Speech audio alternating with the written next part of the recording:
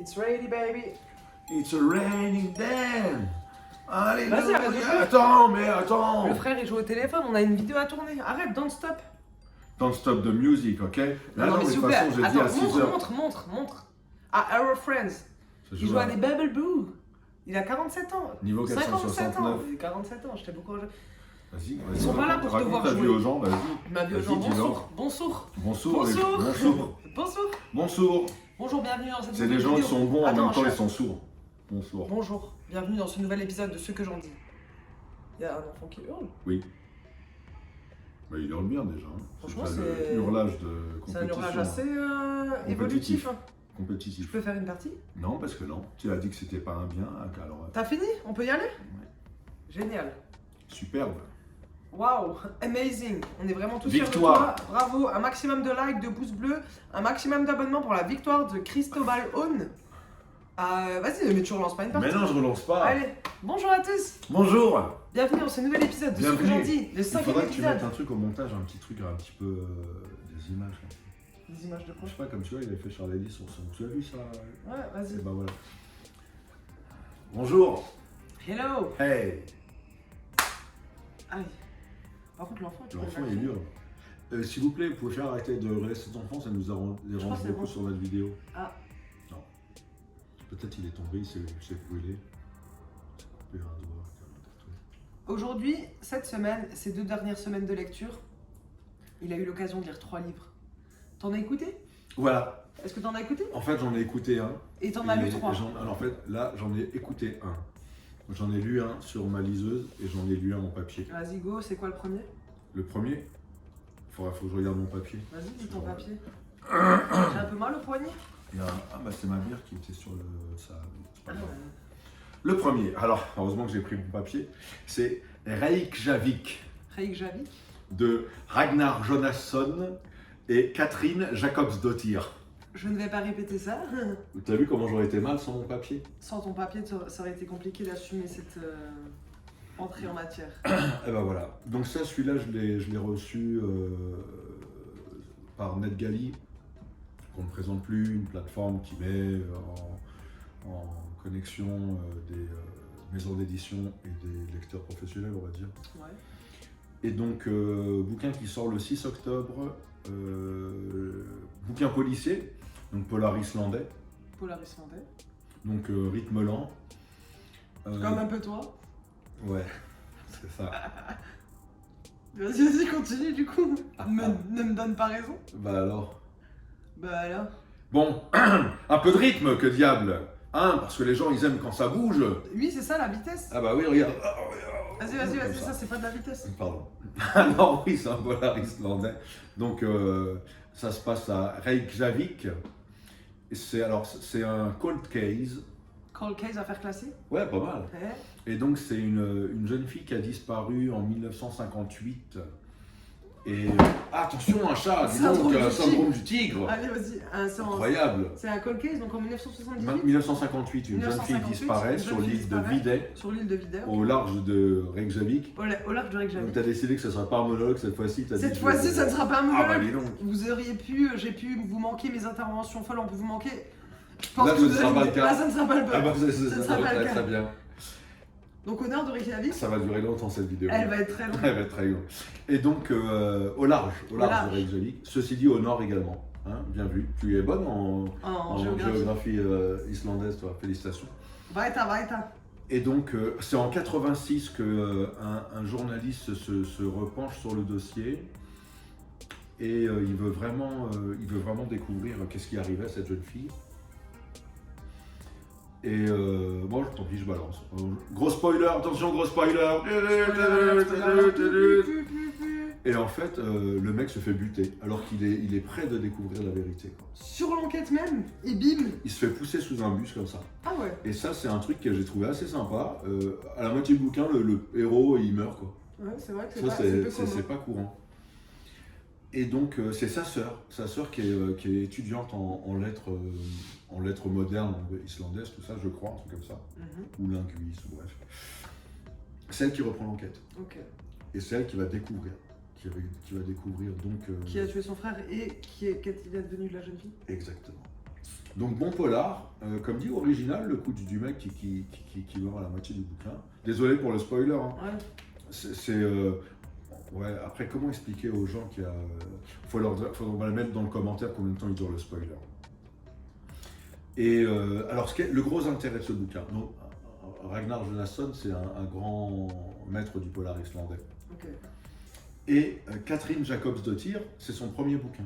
Ok. Alors nous, vu de la France, donc c'est un livre écrit à deux, c'est ça? Voilà, c'est Ok. ça. Donc nous, l'Islande, vu d'ici, c'est à peine si ça existe, quoi.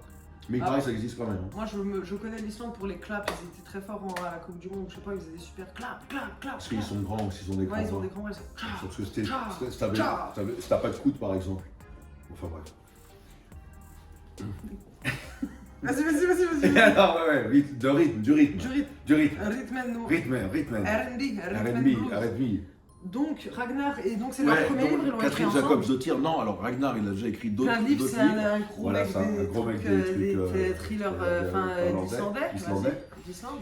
Et Catherine Jacobsdottir, c'est le premier ministre de l'Islande. Ah, ok. C'est une nana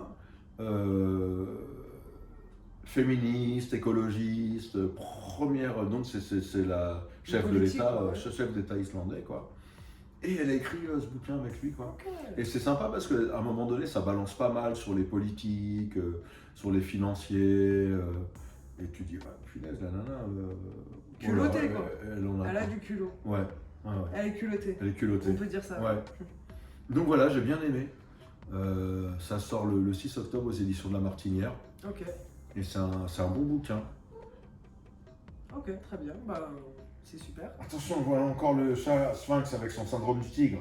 Ah, c'est court. Et tu sais, avec vous, on va faire beaucoup de vues parce que les gens, ils aiment les animaux domestiques. Surtout les animaux qui font des... Là, dans le titre, on met attaque de... Comment? Attaque de syndrome du tigre de chat Sphinx. Attaque, ouais. Chat Sphinx, attaque du syndrome du tigre. D'attaquer le syndrome au tigre. Allez, donc ça, c'est pour le premier livre. Le deuxième. Le deuxième livre. Steam Sailors. Volume 1. L'héliotrope. Celui-là, alors c'est pas vraiment, si tu répètes juste ce que je dis, c'est pas vraiment un dialogue. Non, mais je m'imbibe de ces informations. Imbibe-toi. Imbibe-toi. Alors ça, c'est celui-là, je l'ai écouté. Okay. L'éditeur, c'est Volume 2. Il a attaqué Jules. Oui. Bref. C'est le syndrome du tigre. C'est le syndrome du tigre. Alors ça, c'est du steampunk young adult. Steampunk young adult. Alors en français, c'est, je sais pas le dire, c'est du steampunk pour les jeunes adultes. Alors le steampunk, qu'est-ce que c'est? Steampunk, c'est un courant, un sous-genre de la fantasy, un sous-genre de la science-fiction, en fait, qui fait entrer dans le récit des machines qui précèdent. En fait, le steampunk, c'est un courant, j'espère que je ne vais pas trop dire de bêtises, en fait, c'est une uchronie où l'ère industrielle n'aurait pas existé. Okay. Et notamment l'électricité. Donc Okay. il y a plein de machines à vapeur, à courroie, ceci, à cela. Donc le maître à penser du mouvement steampunk, c'est Jules Verne. Okay. Hein. Et donc là, en l'occurrence, l'héliotrope, c'est un vaisseau pirate volant. Okay. Donc il n'est pas sur la mer, il n'est pas sur les océans, il est dans les airs. Ouais. Donc ça, c'est vraiment sympa. Et donc il y a Prudence, c'est une jeune fille qui est une paria, parce qu'elle a des pouvoirs un petit peu extrasensoriels comme ça. Alors c'est pas un livre spirit qui est basé sur la sorcellerie, mais c'est comme dans beaucoup de bouquins de fantasy, il y a quelqu'un qui a un petit peu un petit pouvoir magique. Et donc cette nana-là, elle a ce don un petit peu de ressentir les événements, de prévoir un petit peu. Et elle se fait à un moment donné, donc il y a une razzia pirate sur le coin où elle habite, elle se fait enlever. Elle se fait enlever par les pirates. Et il se trouve qu'elle a étudié un petit peu l'arboristerie, qu'elle est capable de soigner, etc. Okay. Donc aujourd'hui, on dirait plutôt une aide-soignante. Dans le bouquin, c'est une guérisseuse. Ouais. Hein. Et elle s'occupe en fait elle fait l'infirmerie du vaisseau pirate. Quoi. Okay. Et les mecs, donc les pirates, sont à la recherche de la cité des alchimistes. Okay. C'est une cité où les alchimistes, qui étaient à un moment donné les personnes les plus influentes du royaume, en fait, ils ont leur cimetière qui est là, et là, ils ont caché les secrets de la connaissance. Et donc, les mecs sont en quête de ça. Et en fait, Prudence va les aider dans cette quête. Au début, complètement malgré elle. Et puis, de plus en plus, elle va se sentir. Elle va sortir du projet. Ouais. C'est vachement bien. Il y a une belle galerie de personnages. Et donc, comme c'est lu, alors j'ai noté lu parce que ça mérite qu'elle soit citée, Adélaïde Poulard. C'est Adélaïde Poulard qui le lit. L'auteur, c'est Green, E.S. Pena. Alors, c'est les anglo-saxons, mais toujours les initiales des gens, donc c'est pas leur prénom, c'est lui. Donc, et Adélaïde Poulard, donc, elle fait une super lecture parce qu'elle donne vraiment. Chacun a sa voix, quoi. Et Prudence, c'est étonnant parce qu'elle a une voix. Enfin, moi, je dis, la voix de Prudence, elle est super bien réussie. Elle est différente de la voix de la narratrice, on dirait vraiment deux voix différentes. C'est super bien foutu. Et donc, c'est une trilogie. Et donc là, c'est le tome 1. C'est le tome 1 et il est super bien fait parce qu'à la fin du tome 1, t'as un gros cliffhanger et tu te dis t'as envie de lire le tome 2. Ah, mais vraiment de ouf. Tu l'as déjà? Non, mais là, il y a le tome 3. Pardon. Il y a donc les tomes 1, 2 et 3 sont déjà sortis. Et là, il y a l'intégrale qui sort en novembre. J'avoue que je suis bien tenté. Alors, je ne me rappelle plus de l'éditeur parce que ce que j'ai lu, donc c'était la version. Ce que j'ai lu, c'était la version audio. Mais l'éditeur, je ne me rappelle plus. Mais bon, on trouve ça sur le net.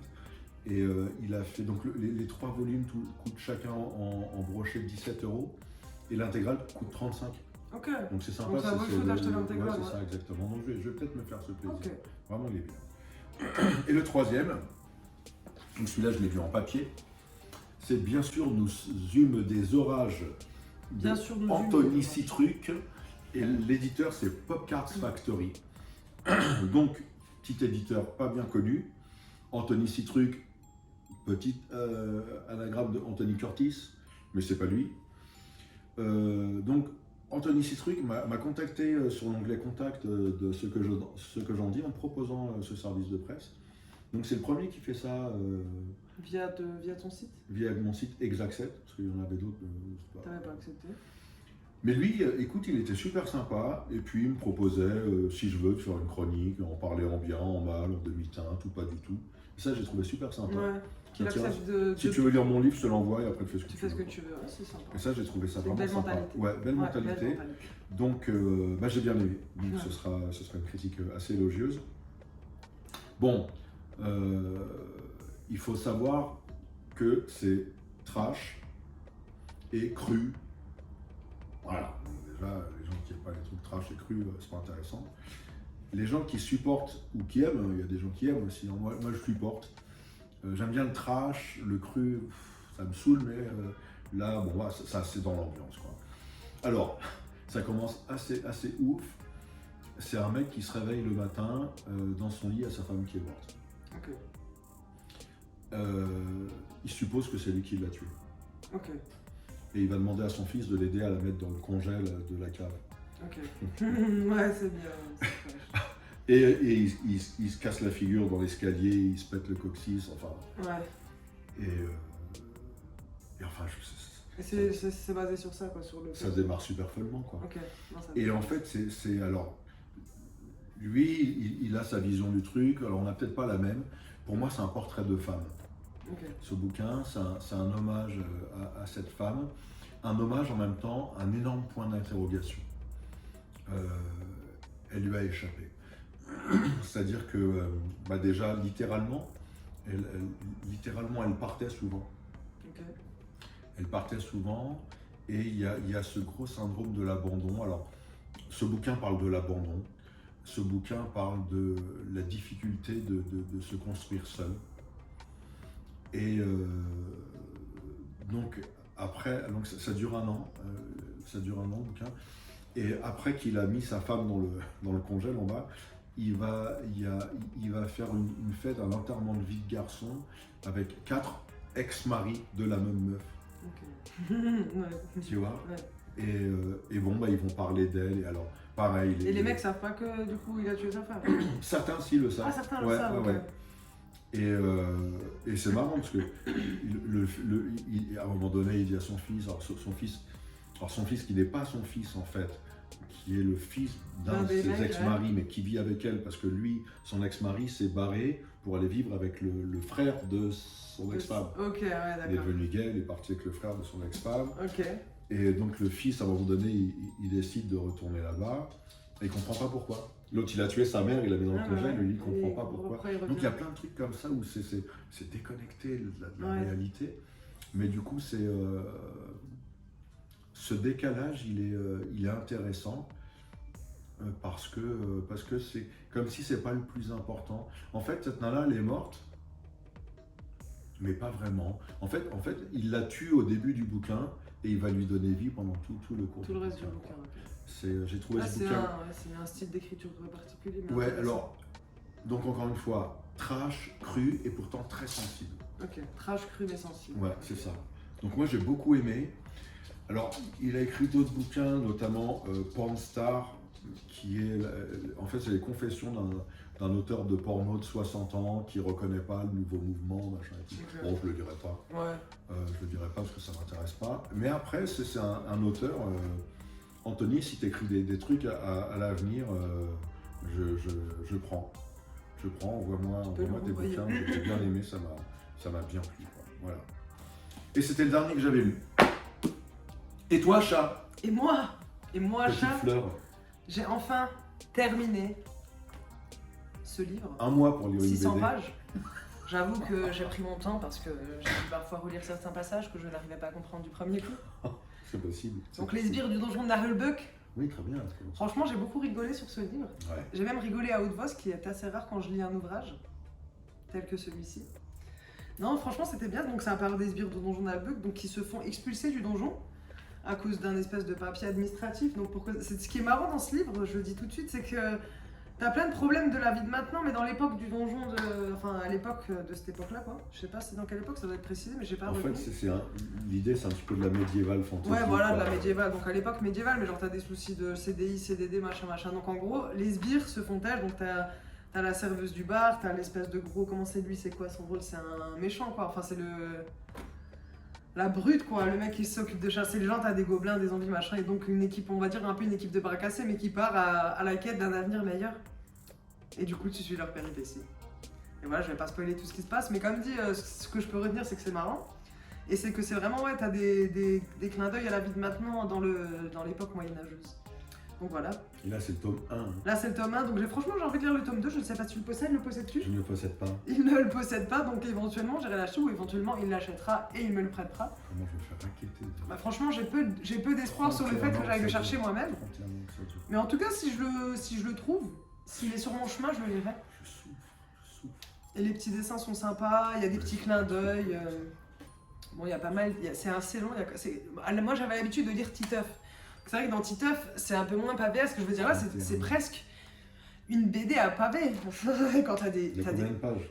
Il n'y a pas tellement de pages, ça va. Ouais. Un pavé où il n'y a pas beaucoup de pages. T'en as quand même 47. Ah, pas un sacré pavé! Je précise que j'ai mis à peu près 2 semaines pour les livre, mais en tout cas, on va conclure sur ces belles paroles. Oui. Ne nous arrêtons pas sur le fait, sur la durée que j'ai pris à lire ce BD. C'est pas le plus important. Le plus important, c'est la passion que j'ai mis au moment où je l'ai lu.